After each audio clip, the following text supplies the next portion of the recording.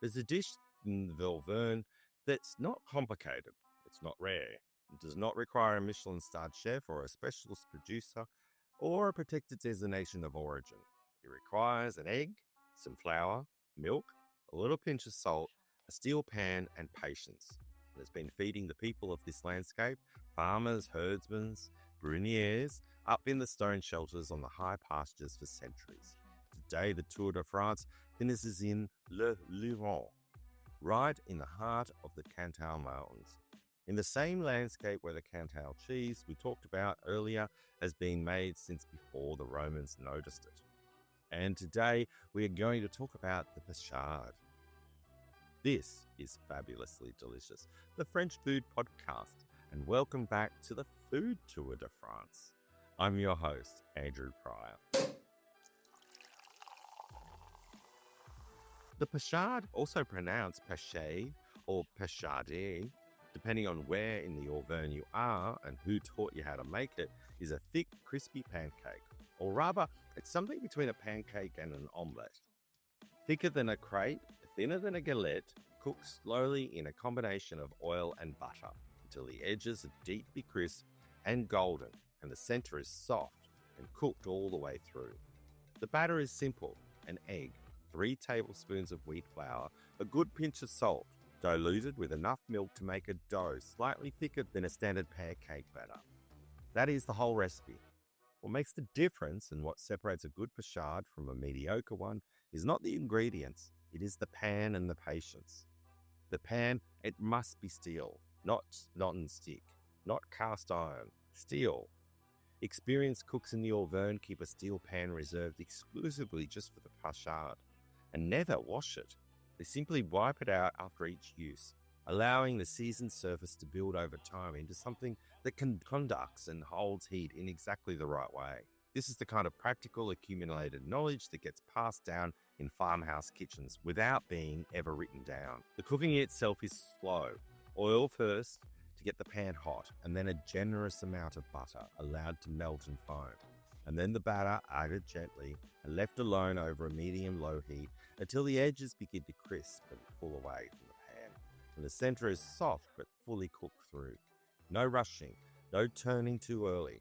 The Pachade is done when it's done, and an experienced cook knows when that is by the color of the edges, the smell of the butter, the slight resistance when you lift one side to check underneath. It is the cooking method of people who have been doing this a very long time and have learned to read the pan rather than the clock. The Pachade was one of the central elements of the daily diet of rural Auvergne, and understanding how it filled into the diet tells you something important about the food culture of this part of France. In the morning, it was served at breakfast, after the bacon soup and before cheese, which gives you a sense of how substantial breakfast was then in the Auvergne countryside. And it's also a logical breakfast. The soup to warm you, the Pachade to sustain you, and the cheese to finish you. And then you're out to work for the day. And when the men were working in the fields in summer and couldn't come back to the farmhouse for a midday meal, someone would bring food to them in the late afternoon, around 5 o'clock.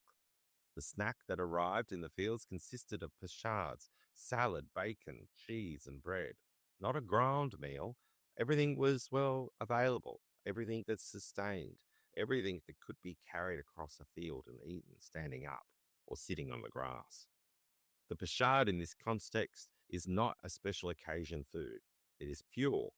It is the food that kept people working in a landscape as physically demanding as the High Auvergne was, or is.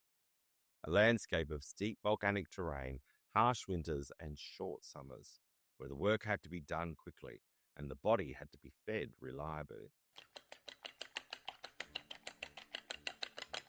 The Auvergne is full of these dishes, food that began as necessity and became identity. The aligot, the truffade, the garbure, the roussel, all of these are variations on the same theme. Food made from what the land provides in the quantities required to sustain physical work, cooked with the patience and skill of people who understood exactly what they were doing. The Pachade is the Auvergne's contribution to that tradition.